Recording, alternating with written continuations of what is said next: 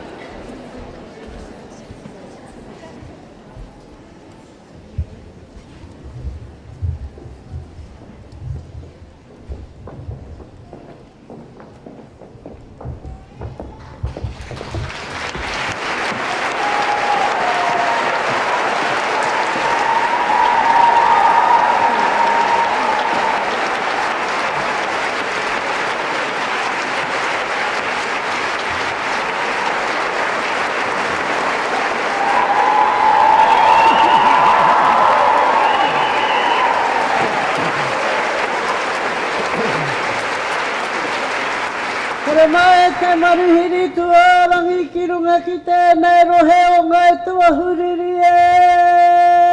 Haere maira. Let us pray. E te maanga e ngāne hera pono e te toko toru tapu.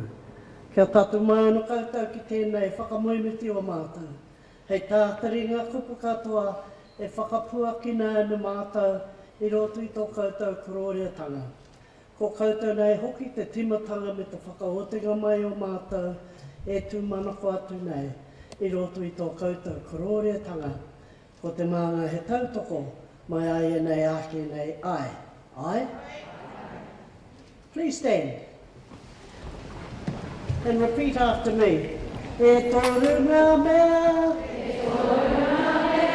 Ngā mea nunui. Ngā mea nunui. E ki ana. E ki ana. Te pai pera. Te pai pera. Whakapono. Whakapono. Tumanako. Tumanako. Ko te mea nui. Ko te mea nui. Ko te aroha. Ko te aroha. Me te maanga e ngāna hera pono e te toko toru tapu. Whakaungia mai mātou I roto I tō koutou aroha noa. Pai here tia ki te rangi māri e ngā wā katoa. Ko te maanga he tautoko mai ai e nei, ake nei ai. Kia ora tātou.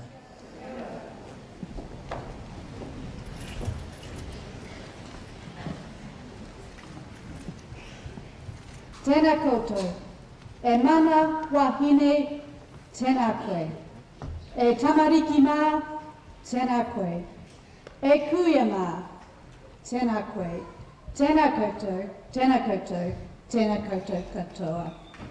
It is incredible to be here to see this wonderful Isaac Theatre Royal filled to the gods for this incredible occasion. Welcome to you all. My name is Joanna Norris. I am the Chief Executive of Christchurch NZ, and it is my great honour to be your MC today as we mark this incredible moment in history, the birth of women's suffrage.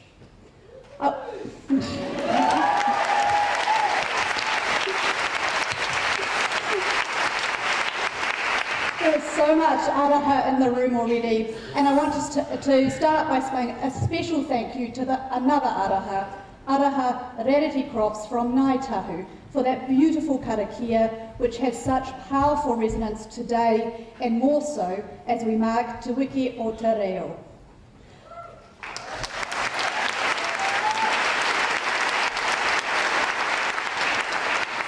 Araha represents the warmth of Ngāi Tahu as mana whenua, our iwi, which is itself led by strong wahine. And what a wonderful occasion for us all to gather together to celebrate 125 years of women being able to vote in Aotearoa, New Zealand.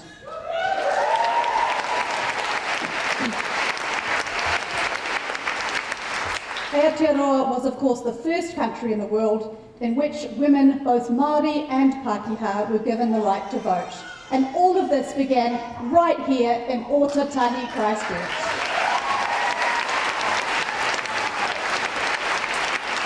And today we are so honoured to have so many strong, powerful wahine here to speak to mark the occasion.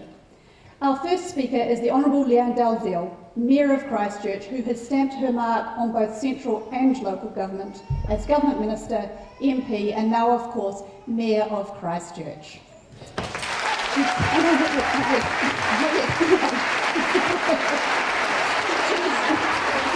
She's really keen. Leanne has led our community through some of our greatest tests. We're just rolling with it today. Now, Leanne has led our community through some of our greatest tests as we seek to explore a new future for our city, whilst also cherishing our past. Leanne will be followed by our keynote speaker, the Prime Minister, the Right Honourable Jacinda Ardern.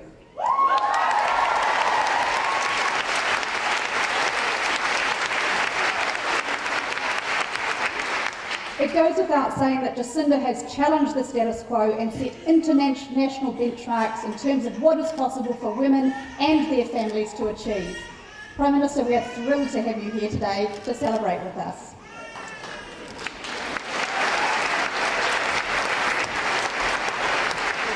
And the Honourable Dr Megan Woods, Member of Parliament for Wigram since 2011 and now Greater Christchurch Regeneration Minister, Minister for Research, Science and Innovation, I'm still going, Innovation, Energy, Resources and Government Digital Services.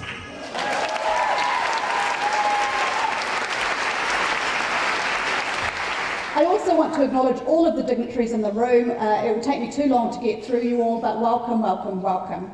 And finally to you, our audience. More than 40% of those who are here today are young people from our schools across Ōtautahi. So sitting among you today are the next generation of leaders who will care for our place, Ōtautahi Christchurch.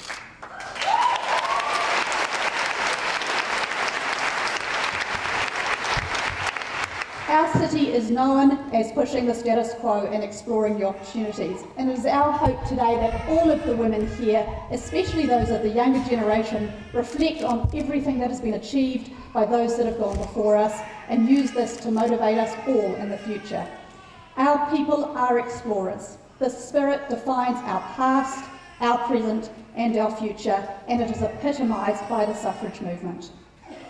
Now, you may or may not have noticed we're all wearing sensible shoes today. Wiggle your feet, ladies. The reason for that is that the stage is in fact cobbled, and the reason that it's cobbled is because we've actually interrupted the final dress rehearsal for Les Mis.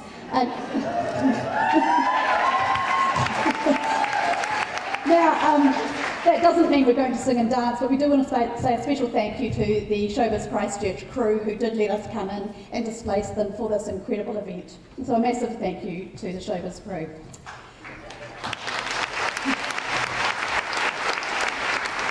And finally, we're really grateful to have the talented bel canto choir from Burnside High School here performing 2 songs for us. They have recently attended the National Big Song Finale, where they received a Gold Award and the National Tour Time Trophy, and that is an amazing achievement, another example of the explorers and pioneers who we're growing right here in Ōtautahi Christchurch. So now, please put your hands together to welcome onto the stage bel canto.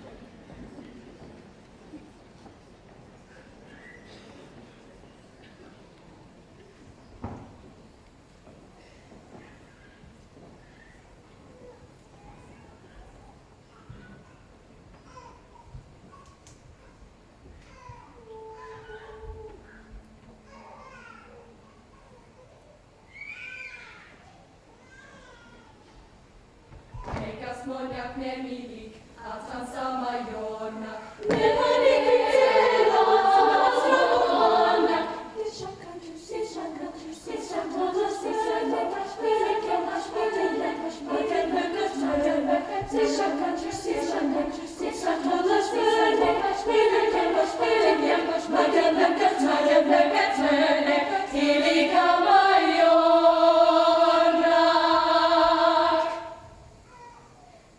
Moniak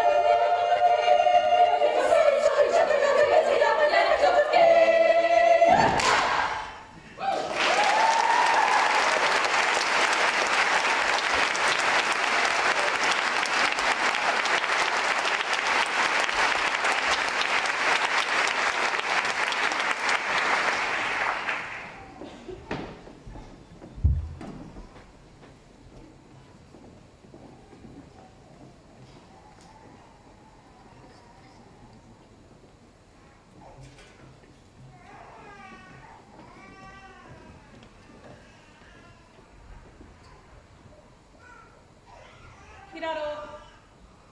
Kia ore. Toru.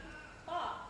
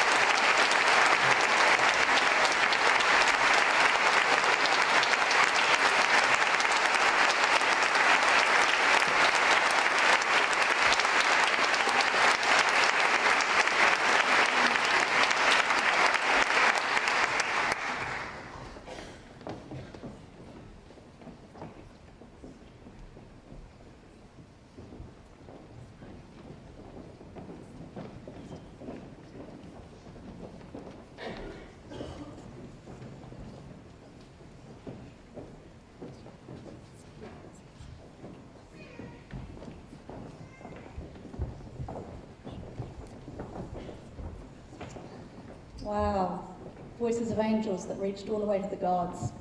A massive thank you to Bel Canto for that beautiful performance today. You can see why they are national champions.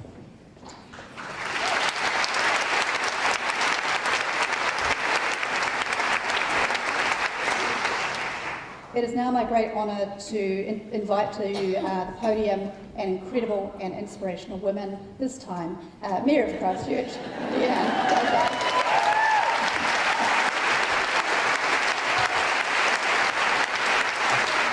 E nā mana, e nā reo, e rau rangatira mā, e nā tamariki, e nā wahine tō, tēnā koutou, tēnā rā tātou katoa. Prime Minister, Ministers, Members of Parliament, Councillors and all our guests who have joined us today. I want to begin by making special mention of Dame Anne Hercus, who was New Zealand's First Minister of Women's Affairs. And she persuaded our Prime Minister to come here today to kick off our celebrations of 125 years of women's suffrage. Thank you, Dame Anne. She'll kill me afterwards because she told me not to mention that. I remember her saying at the launch of the Ministry of Women's Affairs, now the Ministry for Women, we are the only government department working for our own demise. Unfortunately, the intention at the time, demolishing the structure of inequality, has not quite happened yet. And nearly 35 years on, we still need our Ministry for Women. It seems fitting that we celebrate 125 years of women's suffrage in the Isaac Theatre Royal. This theatre has over 100 years of history of its own. This is its third incarnation. Like the 3 petitions it took for the women's suffrage campaign to be successful, this place stands testament to the spirit of tenacity and determination. Can I, on that note, acknowledge the large number of young people from the 22 local schools represented here today. Thank you for being here. Thank you very much. I remember coming to the Theatre Royal for the first time. The Mayor came out on the stage to welcome all the school children. I was a bit younger than you are. I cannot remember a single word he said. And I don't expect any of you to remember anything that I say either, except for one thing. Be proud of your city. Your city is part of who you are, and its history is a part of who you are too. Today we're beginning the celebration of 125 years of women's suffrage, the first country in the world to do so, and it all started here in Christchurch. Today we ask you to feel inspired by the tenacity and the determination of the suffragists and never let go. It took 25 years for women to get the right to stand for Parliament, and another 15 years after that for the first woman to be elected to Parliament, and she was from here too, here in Christchurch, Elizabeth McCombs representing the seat of Littleton. I should make the point that Kate Shepherd campaigned on behalf of women on many issues: contraception, the right to divorce, the importance of physical exercise, and even doing away with corsets. Now, I mention the corsets because they represent being constrained, and women cannot and must not be constrained if they are to achieve equality. Sadly, there are women in New Zealand and throughout the world who continue to have their rights constrained, and therefore none of us can afford to be complacent. Kate Shepherd knew she couldn't be complacent either. 3 years after the first vote was obtained, Kate helped establish the National Council of Women with the first meeting right here in Christchurch. In 3 years' time, we will celebrate 125 years of that organisation, which continues to be a powerful voice for women. So, what better way to start our city celebration of what we have contributed as a city to our nation's story than to have our Prime Minister address us today. The Right Honourable Jacinda Ardern is the third woman to become New Zealand's Prime Minister. She has quickly established herself as an outstanding leader and a role model for generations to come. I'm really looking forward to hearing her speak to you today, and I know you are too. Let's welcome Jacinda Ardern.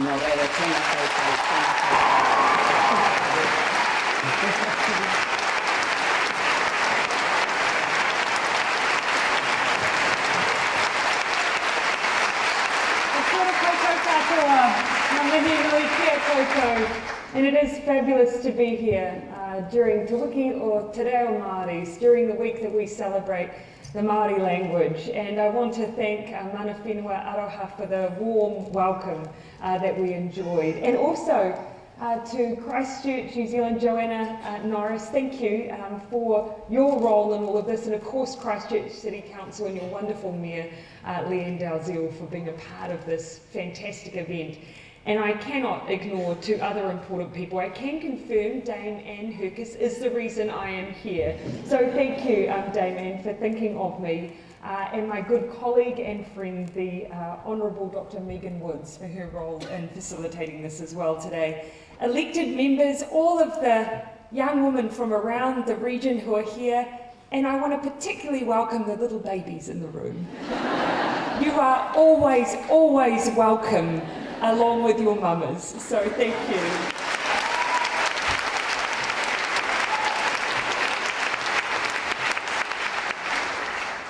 It's very special to be here in Christchurch to mark Suffrage 125.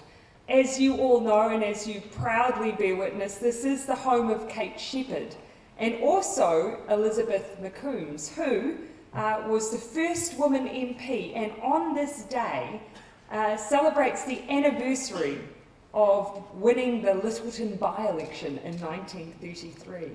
And of course, home to Mabel Howard, the first female cabinet minister. There is something about this place. And that's why I'm deeply proud to be here today, talking to all of you as the proud leader of the first country in the world where women gained the right to vote. The first country. Now, like many of you, I'm sure, I've long worn that particular first as a badge of honour. As a young woman travelling overseas, I'd make sure all my international friends knew that women here were the first to gain the right to vote. It was a story that connected me to trailblazing wahine toa of the past and women I wanted to be connected to. And it was a story which I've always felt helped our country earn its credentials as one of the unique place in the world that has a history of doing the right and fair thing. Lately, as I've prepared for several suffrage events, I've spent a lot of time thinking about the women who fought for that precious right. 1 in 5 women back then signed the petition that compelled Parliament to enshrine our right to vote in law on the 19th of September. Who were these ordinary women, so-called? With a simple act of bravery and defiance, became extraordinary in their own right. Now, of course, we know about Kate Shepherd, a local hero, who presented the petition in Parliament, wresting the right to vote from the very reluctant Dick Seddon. But what of those 25,519 women who signed the petition along with Kate?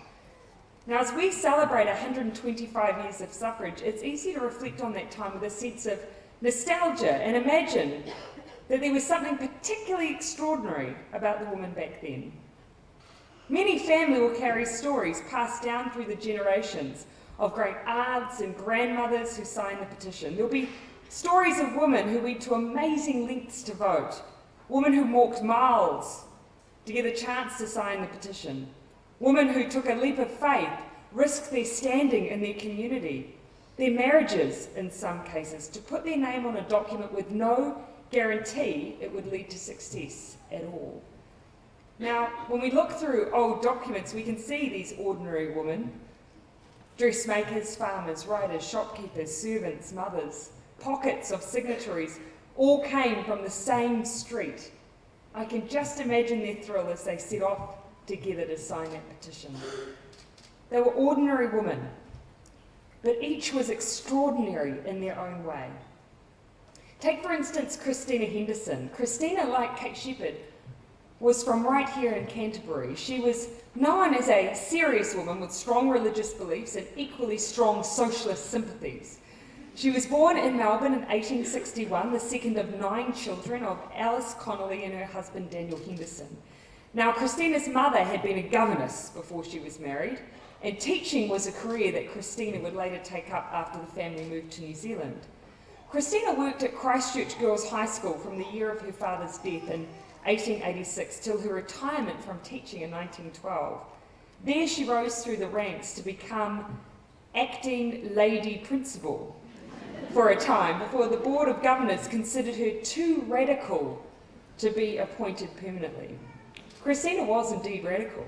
In fact, she had all sorts of radical ideas. Along with her belief that women should be able to vote, she also believed in equal pay for equal work. She was paid half that of male teachers, while supporting her entire family at the time. Her views on fair pay, and on men in general, were summed up by this quote, "It is quite true that a woman manages to live on less than a man because her wants are fewer. But it is equally true that her wants are fewer because her earnings are less." Christina went on to join the National Council of Women and fought and won other radical rights for women, such as the right to serve as police, to be members of Parliament, jurors and justices of the peace. Christina became a Justice of the Peace herself in 1928. Now, Christina's just one story among 25,518 others, stories of ordinary women, which through simple acts of courage and determination turned out to be extraordinary. I'll tell you one more. This is a story of a woman who in the 1870s made a name for herself as a walker. Walking, I hear you gasp. Well, to be fair, in those days it was called being a pedestrian, and it was the sporting domain of men. Then it was until in 1872 a young woman by the name of Catherine embarked on the enormous journey to New Zealand, aged just 19. Now, being a sprightly and sensible woman, she managed to snag herself a dapper young man named Joseph on the journey. Now, Joseph wasn't just a 30-year-old railway plate slayer from Berkshire, he was a pedestrian. Now, the most famous pedestrians at that time was Captain Barclay Allardyce, who in Newmarket, London, managed to walk 1,000 miles in 1,000 hours by walking 1 mile every hour without fail. It was a feat that Joseph tried to replicate when he hit New Zealand shores. Now, the remarkable thing wasn't that he tried, it was that Catherine tried with him. A petite 44 kgs. Catherine decided that in Joseph's break, she would take to the field walking 1/2 mile every hour. Now, the novelty was almost too much. In particular, her very neat walking costume caught the eye of the local newspaper. It featured bloomers, a high-neckled ruffled top complete with pearls, and high-top leather boots. Now, you may ask how I know that. Well, basically because an image of her in her neat pedestrian garb was sent to the British weekly Illustrated Sporting and Dramatic News, which is basically the version then of Sports Illustrated. Now, not only did they publish it, they included the quote of a supporter and local merchant that she was, quote, the best bit of puck that ever wore petticoats. Now, while her husband's pedestrian career was somewhat plagued by poor attendance and bad debts, Catherine was a groundbreaker. 4 years after arriving on New Zealand shores, she was setting records here. In 1876, what was then the City Hall of Auckland filled out with a crowd of people there to see Catherine's next feat. She was going to attempt 100 miles in 24 hours. The hall had been measured out. She would have to do 2,833 circuits before she finished. As the Auckland Star put it, this was, quote, a feat that had never before been attempted by any female inhabitant of our planet. Big on the grand statements. The Herald was a little less deep in its analysis, reporting that, quote, her physique did not give token of much power of performance, but she was, quote, pleasing and of good figure. At 8:30 p.m, Catherine stepped out in her costume and began her race. As you can imagine, the crowd thinned out a bit. After all, she was just walking in a circle. For a time, a drunk sailor walked with her. By 6:30 p.m. the next day, Catherine was ready for the home straight. She had 2.5 miles to go. The hall was filling up again and a band began to play as she picked up the pace for her final laps. As she rounded the bend, the hats and handkerchiefs went up and the applause was deafening. She was, at that time, the greatest female pedestrian in the world.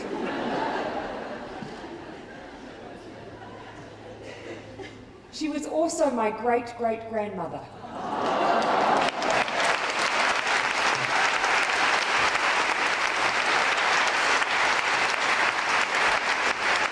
And her signature is on that petition.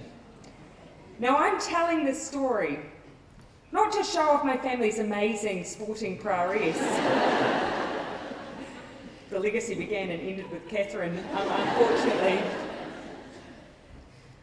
I'm telling that story because how many of our courageous but sometimes unusual stories do we know and tell? And do they always have to be great feats?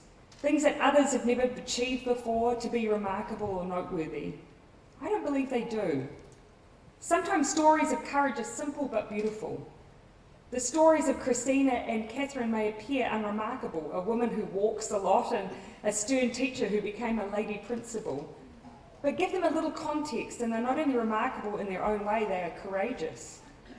Within the ordinary sits the extraordinary.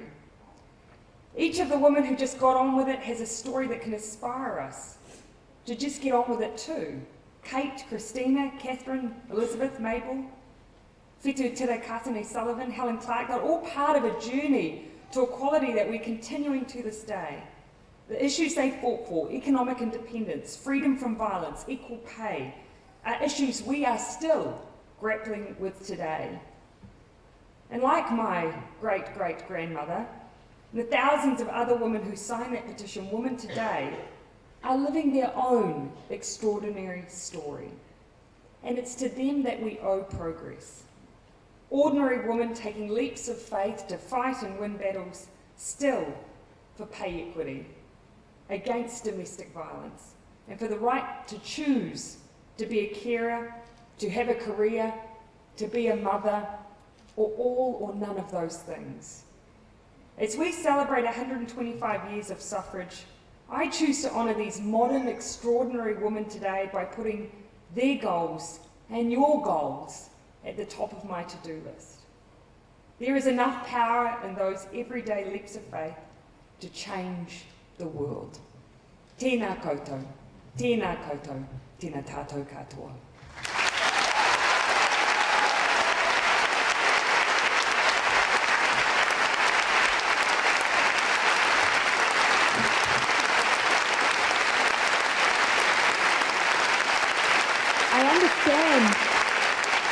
I understand I'm now going to get asked not just 1 or 2 questions, but potentially 19 questions. So all of the wonderful young women who are about to ask me those, I think you're meant to join us on the stage now, so please.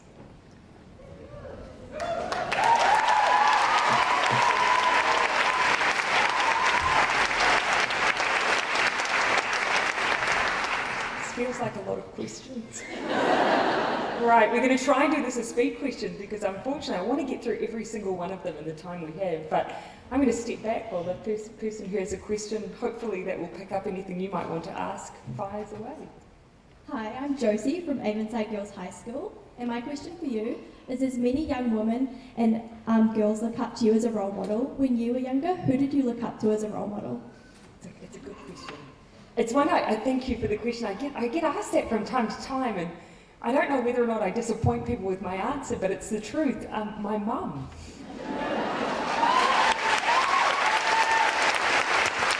And because my mum taught me one of the principles I value the most, and it was kindness and generosity.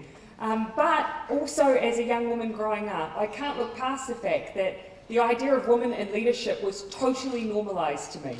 Not for a moment did I question that my gender would get in the way of me being able to achieve what I wanted to achieve, and that was because of Helen Clark, so I acknowledge that too.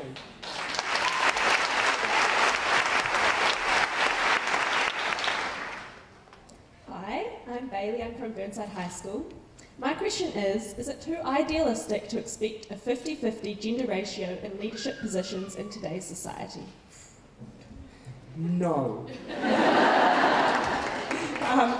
Because essentially what you're asking is it too idealistic to expect, not to hope for, to expect equality.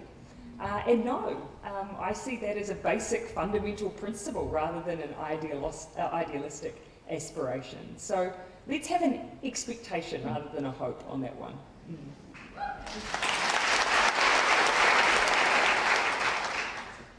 Kia ora, Prime Minister. I've got the next question for you. I'm Neva from Cashmere High School, and for us young female leaders, what do you think is the most important lesson for us to take from the suffrage movement? Just to never ever give up. I mean, it took more than one petition to get that, to get the vote over the line, and so just that persistence.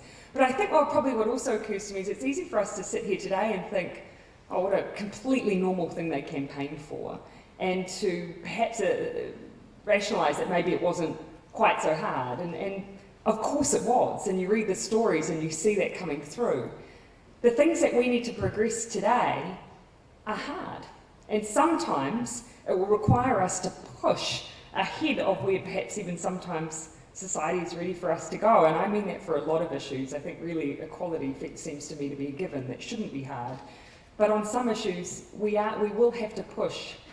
And hopefully that then puts us on the right side of history by doing that. Kia ora, Prime Minister. My name is Grace and I go to Catholic Cathedral College. My question for you today is, do you have a vision for what kind of New Zealand you want for your kids to grow up in? I do. You said kids plural. careful what I say there. Clark could have picked that up in a flash. I do. You know, I often reflect that New Zealanders already have this really strong sense of who we are, and if you ask them, you'll get a mixture of values that I think we feel really proud about. We stand up for what we believe is right on the world stage. We believe in being clean and green and being guardians of kaitiakitanga, being guardians of our place. We believe in looking after one another. I think we're a fair-minded country. We believe in having simple principles, like everyone having a decent home to live in and a decent education. I just want to make all of that true. And so that's my goal for New Zealand.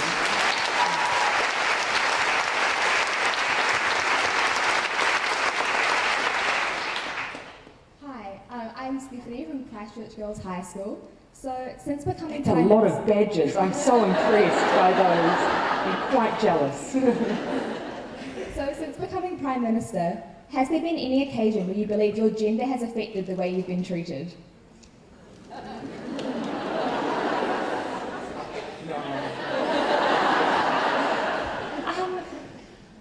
Do you know, I have to say, you know, when I reflect on, it almost feels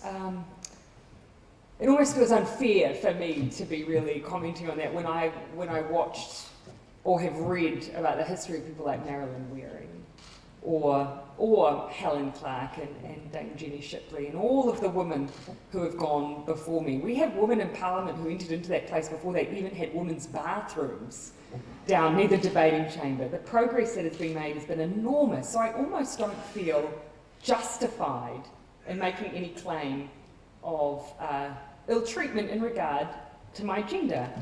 Because I mean it when I say that I really feel a path was laid for me in a lot of ways by a lot of women who went before me.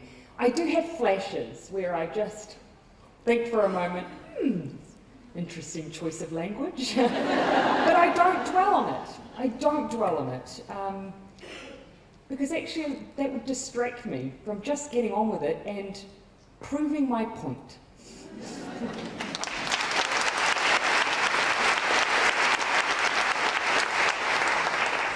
Hi, I'm Estella from Hayata Community Campus.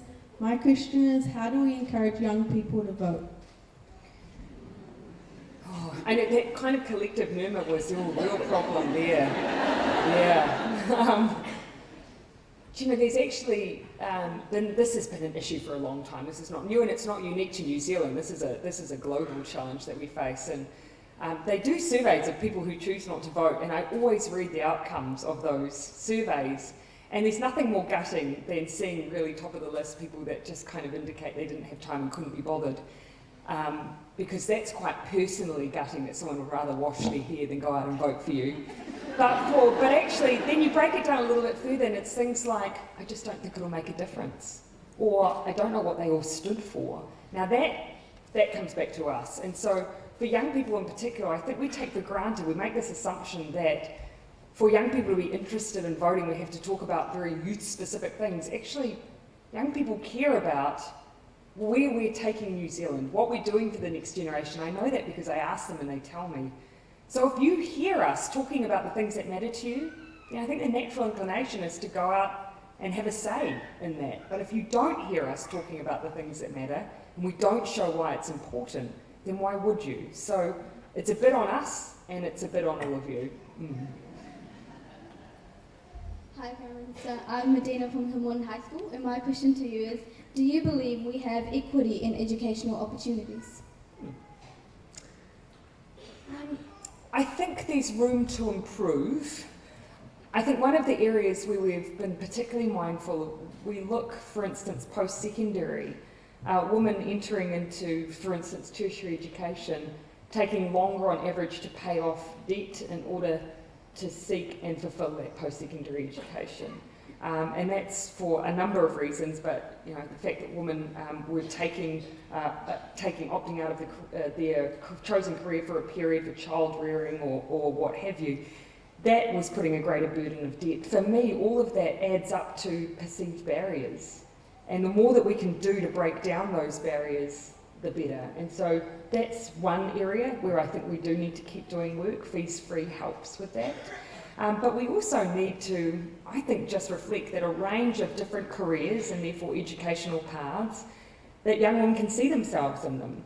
How many young women see themselves as electricians or plumbers or engineers? Engineers is getting better, but how many? How many do they see role models reflected back to them? So I want women to be able to see themselves in all of those educational, training and occupational options so that we don't have any of those perceived and real barriers.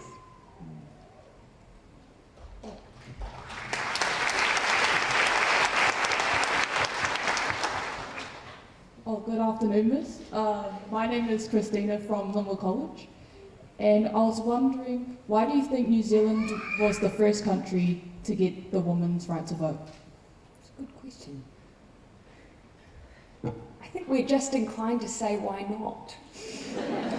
And I do think that there's a reason, I think, for a really long time, I'm not sure this is the case now, but it's probably been overtaken by other reality TV shows, but for a long time, the top rating show in New Zealand was Fair Go.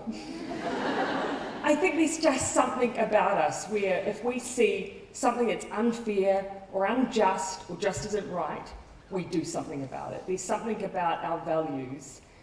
And I'm so proud that we have that strong sentiment. And I think that probably drove a large part of it.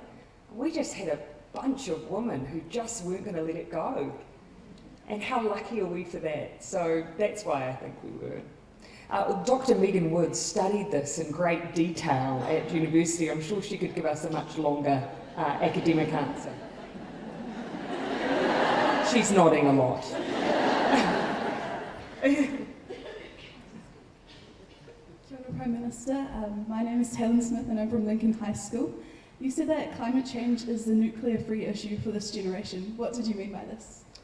Yeah, I did say that. Gets repeated back to me quite a lot. And I think about it now. I think, the night before I was due to give that speech, I was huddled away with bad posture in my office, typing away a speech. And there's sometimes these sentiments that you feel and you put down on paper, you just don't think they're necessarily going to grab people in the way that one did. And the reason I wrote it was because I thought, what defined some of our past generations? Springbok Tour, Vietnam War, the nuclear-free moment. There are these moments in time where we have had a group, sometimes an entire country, of people who have stood up within New Zealand and said, actually no, we're not going to stand for that on the international stage and we need to do something about it. And for me, climate change is that next international issue. In some ways, it's, nuclear issues are hard, but for us it was a no-brainer, and climate change needs to be a no-brainer for us too. And so that's why I think it's the new frontier for us.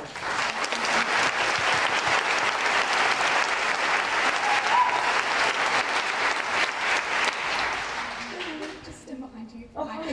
You are. I'm Izzy from Marion College, and I was just wondering what you think are the most pressing matters that face women today. Thank you. I named some of them in my speech, and this feels like a time as Leanne said, as the Mayor said, that we cannot be complacent. Yes, we've had women in all of the most senior of roles: Governor General, Speaker of the House, Chief Justice, Prime Minister 3 times. But actually what I worry about is that in all of that we forget then that women continue to be overrepresented in low-paid work.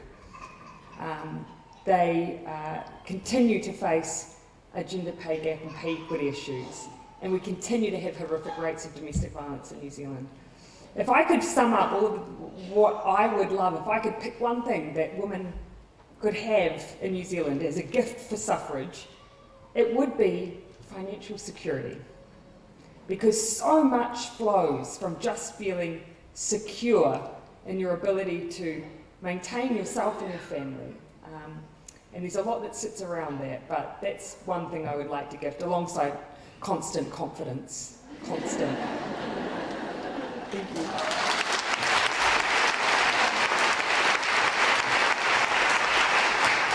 Like a pantomime. Over there. Hi, I'm Francesca from Idaho High School. My question was, considering the struggles of women in the past, what lessons have you taken on board in your journey to becoming Prime Minister? perseverance. Yeah, perseverance. And also to build a movement. I mean, when you look at the suffrage movement, that was, yes, we know about particular individuals, but in every single region, I started, my first suffrage event was in Tairāwhiti in Gisborne, and some of the suffragettes in that area were incredible, including one, Margaret, who accompanied Kate to present the petition from Gisborne. She was very much involved in trying to campaign for the right for women to have their name on property deeds. And so as a married woman, the year after that law passed, she got her name on a property deed. You know, it was a collective movement, and there is such power in that collectivism, and that is how I like to operate now. For me, it's all about the team that I work alongside. There's power in those movements.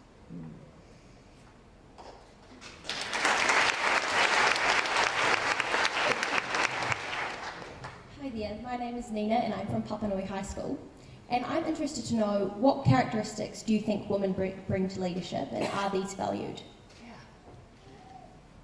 Yeah. I think actually rather than, there are so many, but rather than, and each of them will be individual to the individual woman, and rather than making assumptions about what those character traits are, what I'd like to see is a place where those different traits are valued generally. And I can speak to politics. You know, politics will make a lot of assumptions about what leadership is meant to look like. You know, we perceive it to be, you know, rightly or wrongly, because over a number of years this is what it has been, a pretty aggressive place, a bit of perhaps a place that's got a bit of ego in it. I know you wouldn't pick it up at all. Pretty rough and tumble, and so you make assumptions about the type of leadership that you should see in that place as a result. I remember when I first came into politics as an opposition MP, and there'd be these rankings at the end of a year about, they'd score you out of a 10 and you're 4 or 5 if you hadn't claimed any scalps that year. And that was just never my style of politics. And I remember very early on deciding, well, actually, I'd rather just be labelled as a not a very good opposition MP because I haven't claimed scalps than do something that just isn't who I am. So I've always been true to my own form and style of leadership. And I stand by that, because whether I get criticised or not, hopefully there is someone else out there, perhaps a woman, who says, that's my style too, and there's a place for that. We can do it differently, and we can do it on our own terms. And if just one person sees that, I'm happy.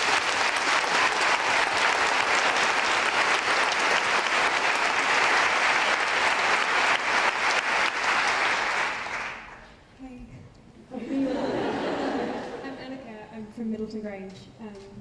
So around the world there's this increasing polarisation, and people are scared of each other and suspicious of their leaders. So how do you think about leading with grace and in a way that unites rather than divides people? I love the fact that you use the word grace when talking about leadership, and why shouldn't we use that word? You know, I think that in politics you always have options, and we know that there are some things that trigger reactions in people much more quickly than sitting down and describing a problem and setting out a long solution in 1,000 words or less. Or you can use quick phrases or quick triggers, and you can choose then as a politician to either, in responding to the challenges we face, and as a globe we have a number. People have a sense of insecurity right now, be it through regional political issues, be it through job loss. There is this sense of insecurity in populations. Now, we as politicians can either channel a message of hope in response to that, or one of fear. Those are our choices. I would much rather be a politician who channels a message of hope, of how things can be different, of the responsibility we have to make it that way, than ever choose to channel blame and fear. But it's our choice. And I hope that politicians always choose the right path, but that also society calls us out when we don't. That's my simple view.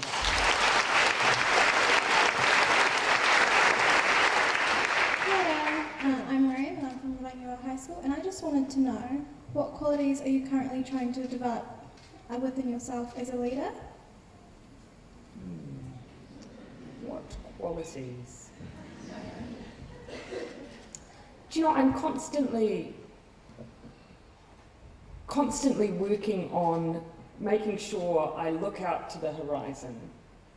And perhaps it's politics, because it is such a reactive place to be. It's very easy to get drawn into the day-to-day. And it's actually not unlike many workplaces or even a school environment, right? You're on that given day, the thing that happened in that day, the nasty thing someone said, or the thing that happened in between period 4 and 5 is the thing that feels like the biggest thing at that time. It's human.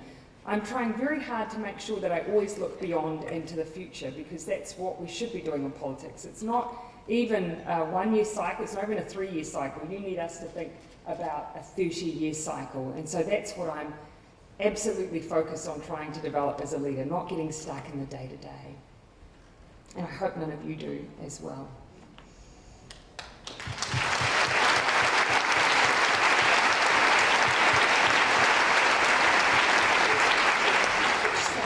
Hi there. Hi there. Hi.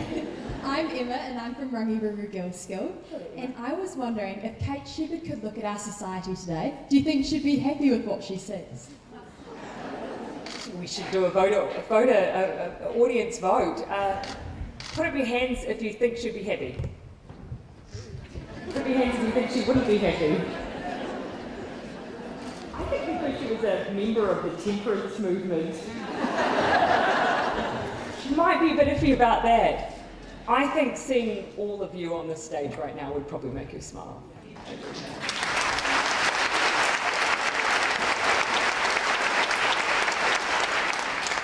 Hello, my name is Kirsty and I'm from St Andrews College. So a lot of younger women do not call themselves a feminist, but they believe in the ideology of it. So do you think the label of feminism still stands and applies to the younger generation, and why? Yes. Good question, yes. And for my why, hands up if you believe in equality. You are a feminist. It's as simple as that for me. I believe everyone can be a feminist and should be a feminist because it is a matter of equality and fairness. That is my very simple view on the matter. We can of course have much longer debates about the many waves of feminism, but for me that is the simple fact of it. We have a way to go because we don't have equality, and that's why we should all be feminist. End of story.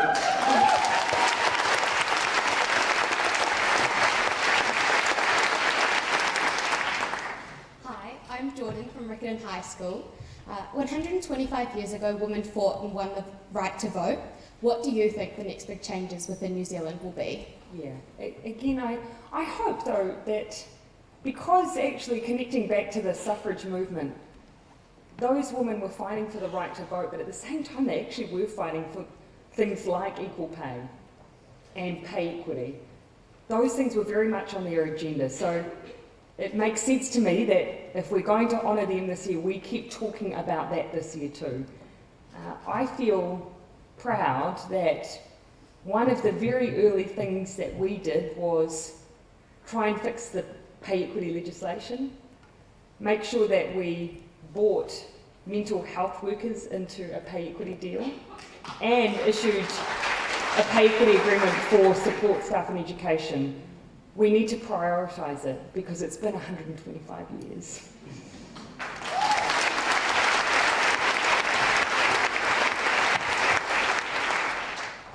Hi, I'm Jem from St Margaret's College.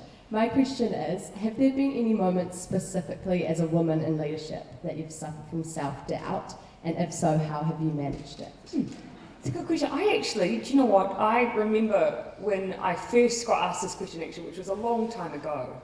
And without hesitation, I just said yes, and I talked about it. And I remember afterwards one of my colleagues saying, "Mate, big mistake." And I asked them about that, and they responded, of course, to the view that you should never let them see you sweat and never be honest about any issues like that, and that somehow that opened me up and perhaps, could be interpreted as a particular way, me perhaps not having what was required for leadership. I don't know what their rationale was, but I know what mine was. You know, the fact that I have a set of emotions that a lot of women in particular feel makes me just like them and just like you. And what I probably could have done with a little more of when I was growing up was hearing that it's normal and that you can do amazing things in spite of it. Not that there's some miraculous inspirational meme that I can provide you, that you can read on Instagram every morning that will make you feel as strong as you need to be to do anything. Because they don't exist. You will always have that seed of doubt. Always. But you can do anything in spite of it. That's what I want you to remember.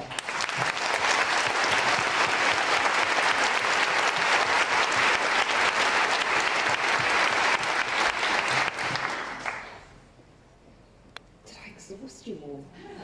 Is that all of the questions? Can I thank all of you? They were fantastic. I hope that they captured everything that you might have wanted them to ask. And gosh, I feel hopeful just standing amongst you. I hope one day, maybe one of you will be standing here too. Thanks again.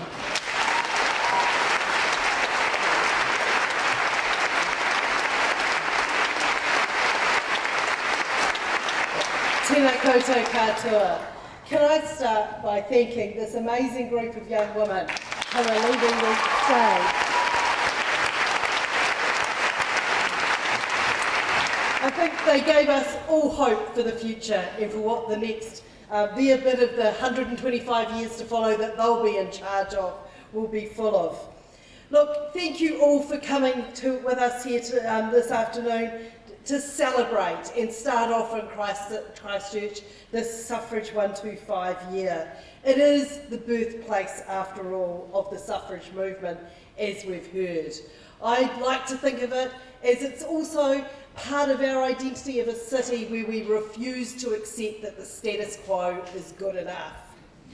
I also want to thank my fellow panellists, to Aroha, to Leanne and Joanna. It's been a pleasure to share the stage with you. And also to the Isaac Theatre Royal, remarkable for hosting us, given that it's the opening night of Les Mis tonight. So good luck, tomorrow night, sorry, I got everyone's hopes up. So good luck for that, and I hope many of you get along and see it. And a very big thank you to Dame Anne for her leadership and visions in organising this event on behalf of our city.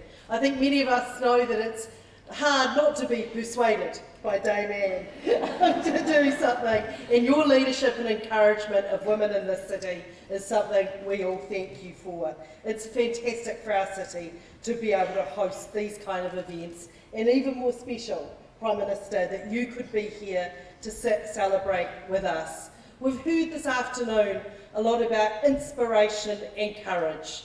And when we think about what those women who made their individual decisions to collectively put their names on a page to fight for the right to vote in New Zealand, what they imagined the world would look like in 125 years, I think they'd be proud of your courage, your leadership, the fact that you inspire people every day, your refusal to accept the status quo, and your belief that the world can and will be a better place. And of course the fact, your ability to let's just do this. That we do have for you.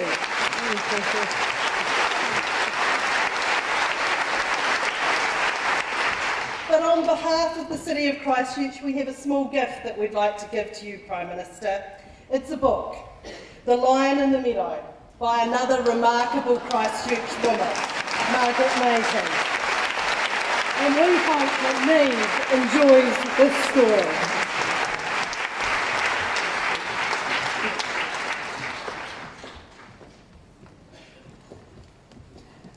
Kia ora, Megan. Thank you so very much. Well, I'm just so inspired by the incredible tamariki and the incredible wahine toa who have addressed us today to mark this incredible 125th anniversary.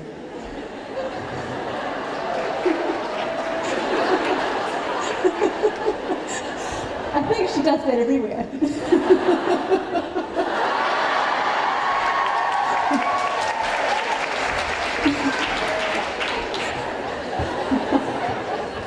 I'm not tough, I can't laugh.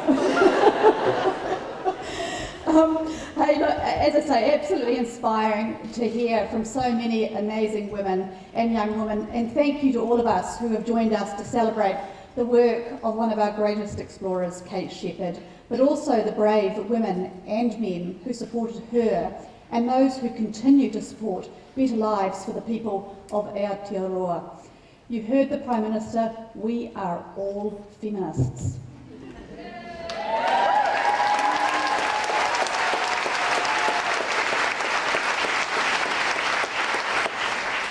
And this feminist very much looks forward to seeing the next strong female leaders who will be here in the crowd tonight, those young people who we are growing to make a better Aotearoa. So I'm now going to hand over to Araha for a final blessing, and thank you all for attending today. Kia ora.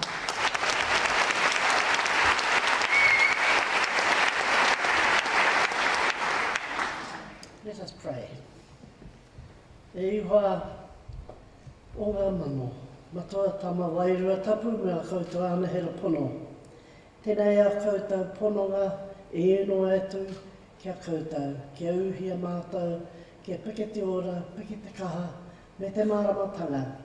Kia o mātou whenua, kia o mātou tinana, kia o mātou wairua hoki.